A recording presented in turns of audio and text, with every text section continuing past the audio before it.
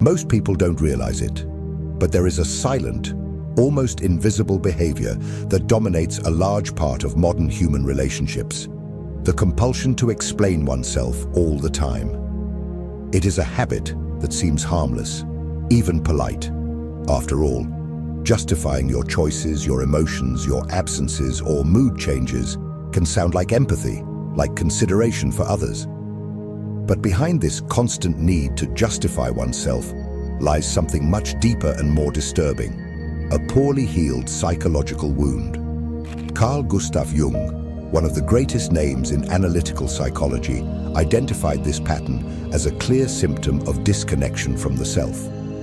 For him, the repeated attempt to convince others about who you are, what you feel, and why you act in a certain way actually reveals a state of self-neglect. The person who constantly explains themselves is often seeking something they never received: permission to exist. This behavior often arises in environments marked by emotional invalidation. These are contexts, often familial, where the child's subjective experience is systematically disqualified. That's nonsense. You're exaggerating. There's no reason to feel that way. The internalized message is brutal. What I feel only has value if others understand, approve, or allow it. Over time, this belief transforms into an invisible prison, where the individual becomes dependent on others' understanding to affirm their own internal reality. When an adult compulsively explains themselves, they are unconsciously trying to avoid abandonment, judgment, or rejection. They believe that if others understand their reasons, perhaps they won't criticize them, won't distance themselves, won't reject them. It is a desperate attempt to control others' perception to ensure belonging and emotional security. But this constant effort comes at a very high price: one's own psychological autonomy. By focusing on external validation, the individual begins to neglect their internal authority. They no longer act because they believe in something, but because they need to justify themselves to avoid being misunderstood. They no longer feel freely, but rationalize their emotions to avoid the discomfort of being viewed negatively. Gradually, they stop living for themselves and start acting for others, in an eternal theater where the audience has more power than the protagonist. Jung understood this phenomenon as a central obstacle on the path to individuation, the process by which a human being truly becomes who they are. And the truth is harsh. As long as there is a constant need to explain oneself, there is no inner freedom. Because compulsive explanation is a sophisticated form of submission. It is as if, with each justification, the individual says, "I can only exist if you allow it." This video is an invitation to dismantle this conditioning, a deep analysis of why so many people live trapped in the need to justify themselves, and what happens when they finally choose silence. When they decide to stop explaining themselves, something changes radically. The psyche, previously bent before external approval, begins to rise with a new posture, that of internal authority. And this transforms absolutely everything. Behind the need to explain oneself, there is something much deeper than education or the desire to be understood. It is a psychic wound embedded at the core of identity.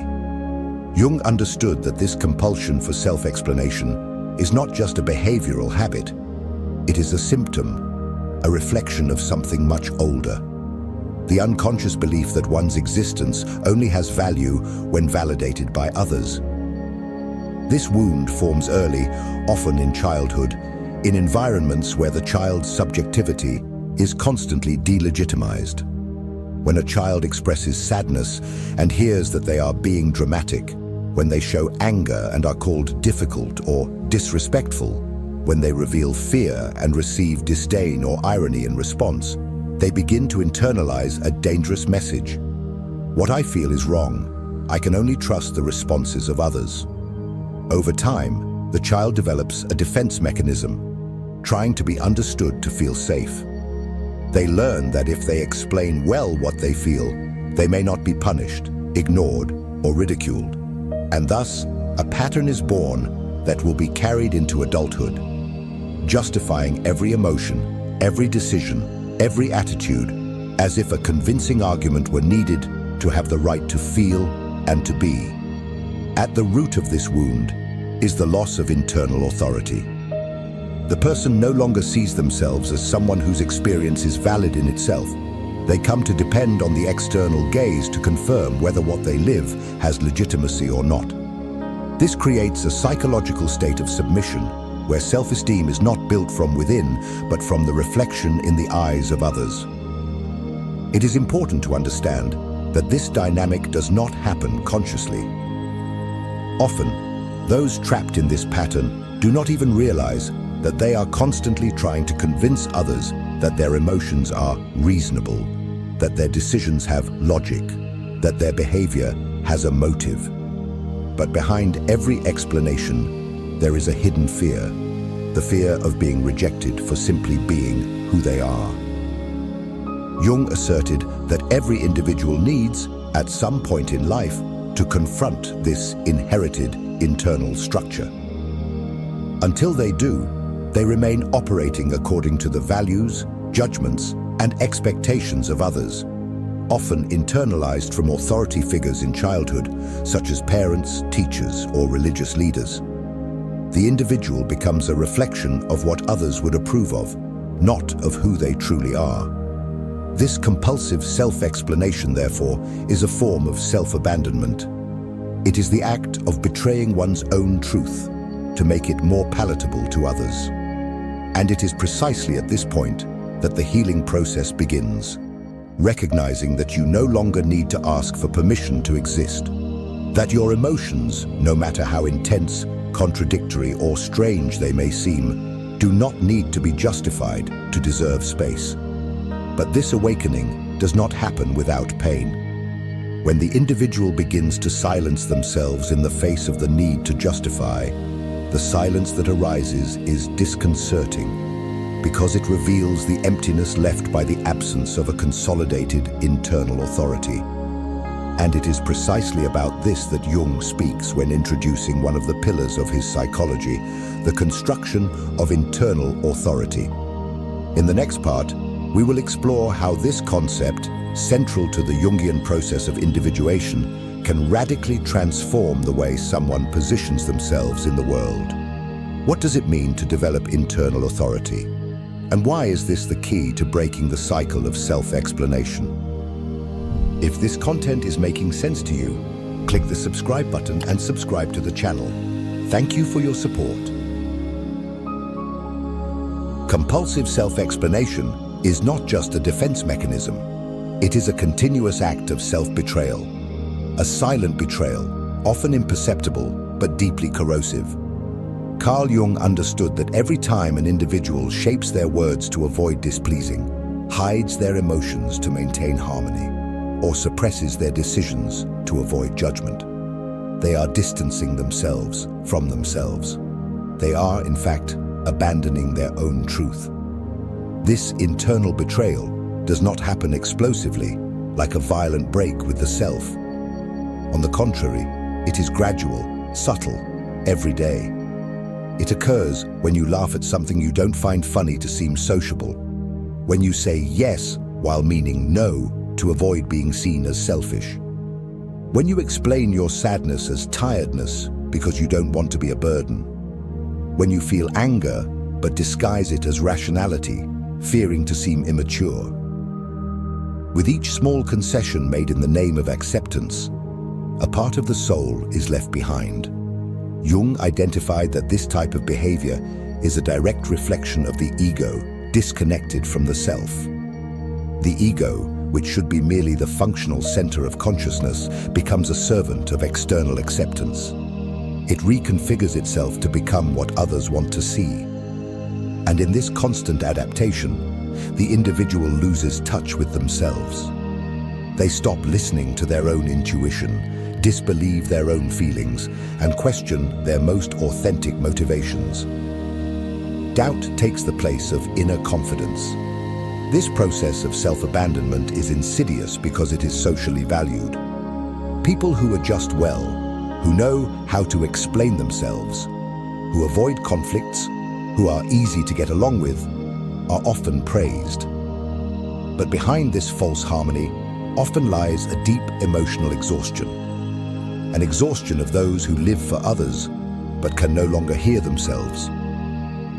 Jung asserted that this type of internal fragmentation is one of the main causes of neuroses. When the ego distances itself too much from the self, the symbolic center of psychic wholeness, symptoms arise: chronic anxiety, existential crises, feelings of emptiness, difficulty in making decisions, low self-esteem. And why? Because the soul is screaming to be heard, but has been silenced in the name of social adaptation. Deep down, what is at stake here is a crucial question. Whose life is it? As long as you are constantly seeking approval to feel, think, or act, your existence will be merely a performance, an edited version of your truth. You will always be a character in someone else's narrative, never the author of your own story. The only way to break this cycle of self-betrayal is to reclaim internal authority. It is to develop the capacity to uphold your truth even when it is not understood, even when it causes discomfort, even when it challenges expectations. This is the beginning of true individuation, becoming whole, even if it means disappointing others. But how to cultivate this internal authority? How to stop depending on external understanding to affirm who you are? How to maintain silence in the face of pressure for explanations? This is precisely what Jung proposes with his concept of individuation. And this is what we will explore in depth in the next part. Because only when this authority is built does silence cease to be absence and becomes affirmation. For Carl Jung, true psychological freedom does not arise from social acceptance or external understanding. It emerges from the development of internal authority. This concept, central to his theory of individuation, represents the individual's ability to validate their own subjective experience without relying on the approval of others. It is the moment when you stop asking yourself, "Will they understand what I feel?" and start asserting, "It doesn't matter if they understand. This is true for me." Internal authority is the opposite of compulsive self-explanation. While the latter is anchored in insecurity, in the need to justify every step to be accepted, internal authority arises from the deep conviction that your truth does not need to be negotiated. And this shift is not merely intellectual. It is existential. It is a change of axis. The center of gravity of the psyche shifts. It moves from the periphery of external approval back to the center of the self, where the totality of being resides. But this transition is not simple. It requires courage, because by ceasing to explain yourself, the individual directly confronts the fear of abandonment, the fear of judgment, the fear of exclusion. Jung said that individuation requires traversing the desert of inner solitude, the moment when, for the first time, you hold a no without guilt, when you do not justify yourself for changing your mind, when you end a conversation without explaining why, not out of arrogance, but simply because you owe nothing to anyone to exist. Developing this authority does not mean becoming insensitive or closed to dialogue. On the contrary, it means that you no longer need to beg for understanding.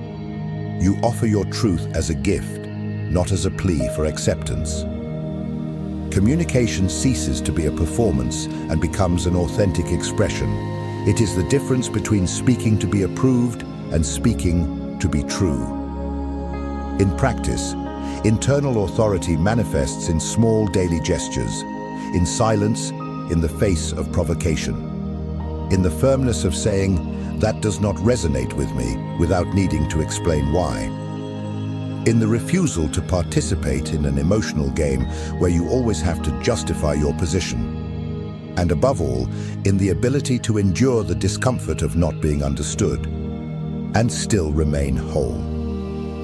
Jung believed that this is one of the most important moments of the psychological journey, the instant when the individual stops outsourcing their self-esteem and begins to recognize it as something that arises from within. This transition is symbolic and powerful as it marks the break with the old, conditioned self, the one that lives to please, and the birth of a new self, rooted, autonomous, whole. But this new stance is not well received by everyone. On the contrary, the silence that arises from internal authority often disturbs. People who previously benefited from your insecurity begin to lose control. Manipulators feel threatened. Relationships based on power dynamics start to crumble. And that is precisely why, when you stop explaining yourself, everything changes. In the next part, we will dive into this transformative turning point.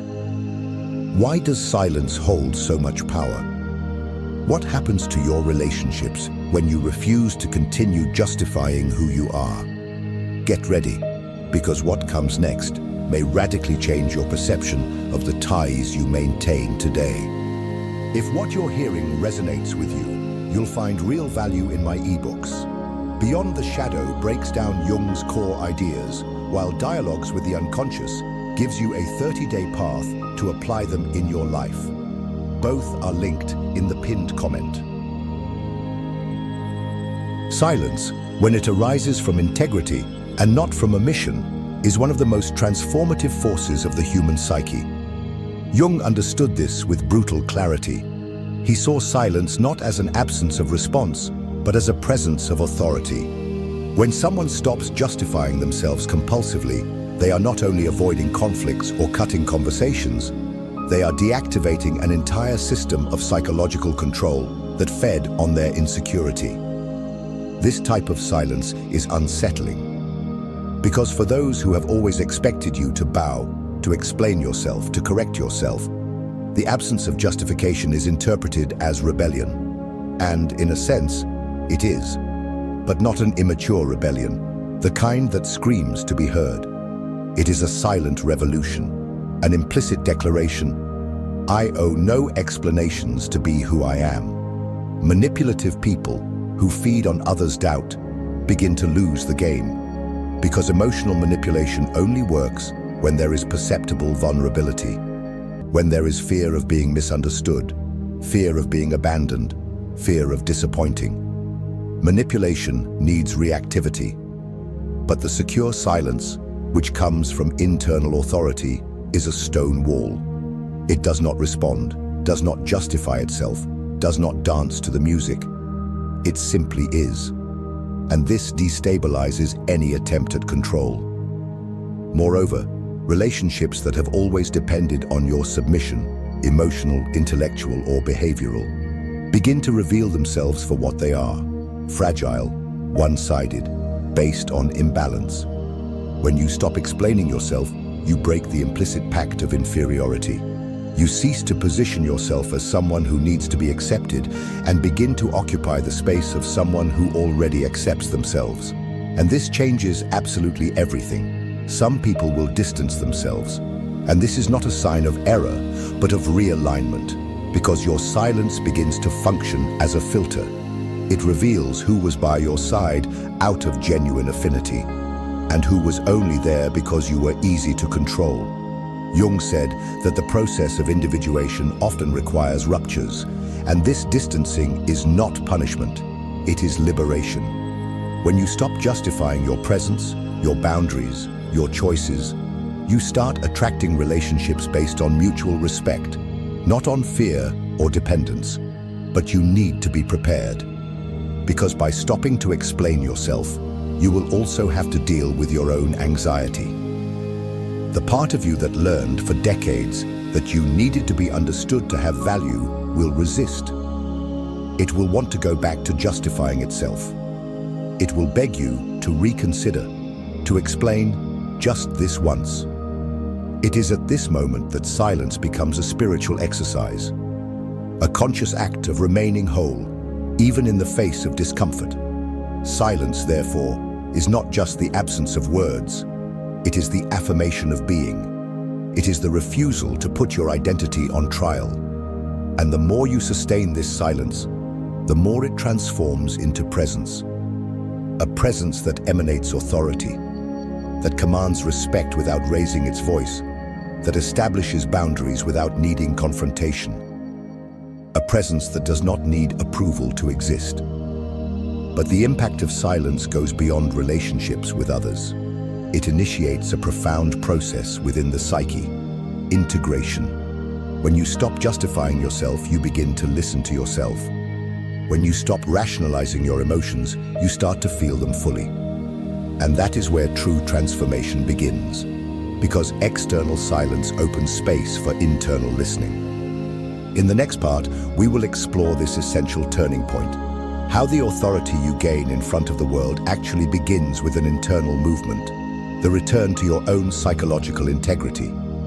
You will understand why integrated people do not convince, they communicate, and why, when you adopt this posture, the world begins to treat you completely differently. There is something magnetic about a person who feels no need to explain themselves, something that cannot be faked or forced. It is about psychological integrity, the state of someone who no longer negotiates their own essence to fit external expectations. Jung understood this integrity as one of the most mature expressions of individuation, when the individual not only knows their truth, but upholds it without hesitation, without guilt, and above all, without the need for validation. An integrated person does not beg to be understood. They communicate, they express, but they do not convince, because they do not start from the premise that they need to justify their existence. Their words come from a solid center, not from a hidden lack. This changes everything in the way they are perceived. The world treats with more respect those who treat themselves with respect. And self-respect begins when you refuse to negotiate what is essential in you.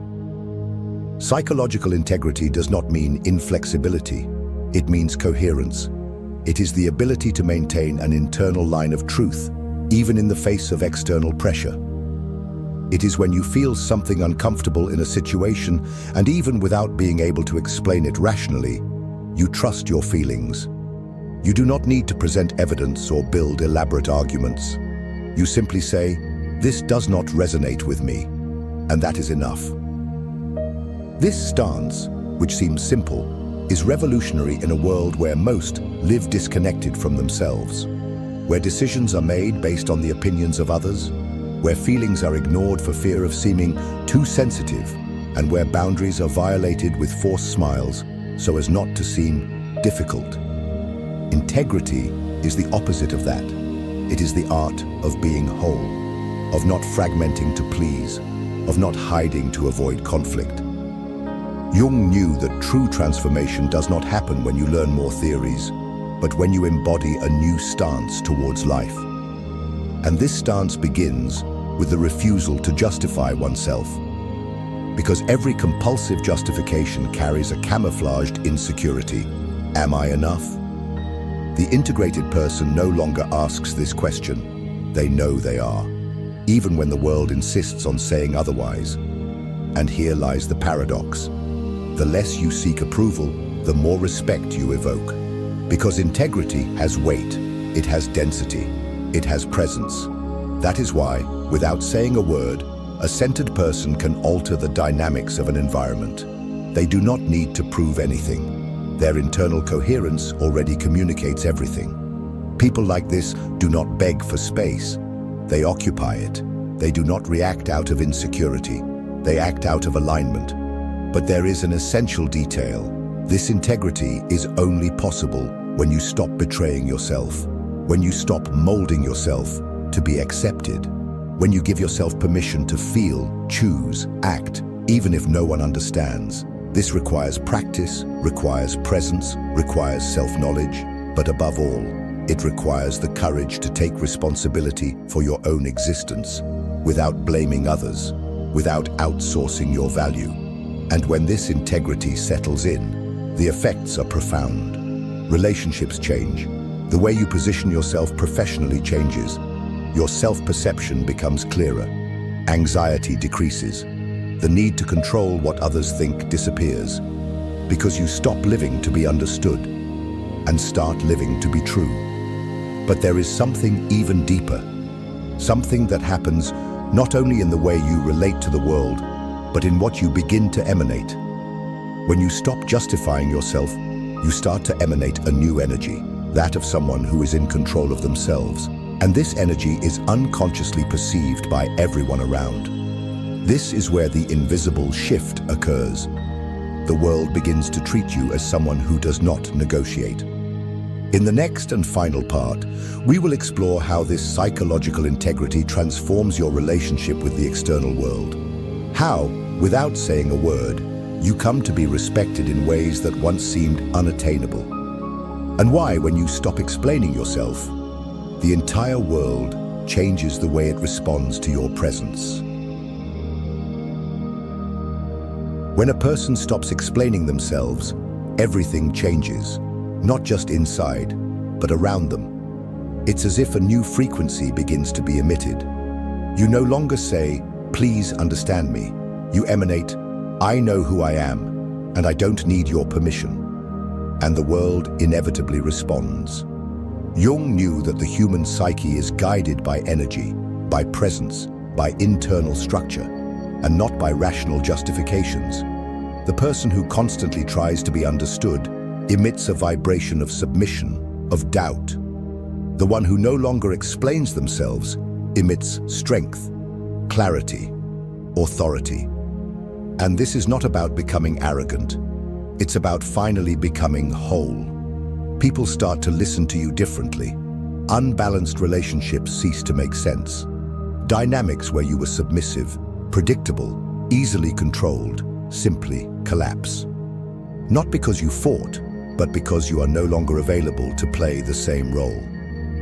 Silence changes the configuration of your relationships because it communicates what you once begged for. It says, "I am not here to be shaped, I am here to be." And from there, you begin to attract a different kind of connection, deeper, more honest, more aligned with who you have become. Respect starts from the inside out, and the first step is precisely to stop justifying your own existence. But this journey requires presence, because in moments of doubt, the impulse to explain yourself will return. It will seem safer to please, it will seem easier to yield, and it is in those moments that you must remember. Every time you silence an explanation, you reaffirm yourself. You consolidate your integrity. You take your place in the world, and not as someone who begs for space, but as someone who already knows they belong. So now, tell me in the comments, what is the explanation you repeat the most, and that, deep down, you already know you don't want to give anymore? Maybe it's about your emotions, your boundaries, your way of being. Write it down. This is more than just a vent. It's a turning point. And if this message confronted or inspired you, don't keep it to yourself. Like the video, share it with those who explain themselves too much, and subscribe to the channel. The next video is also essential on this journey. Watch it now. You will understand why.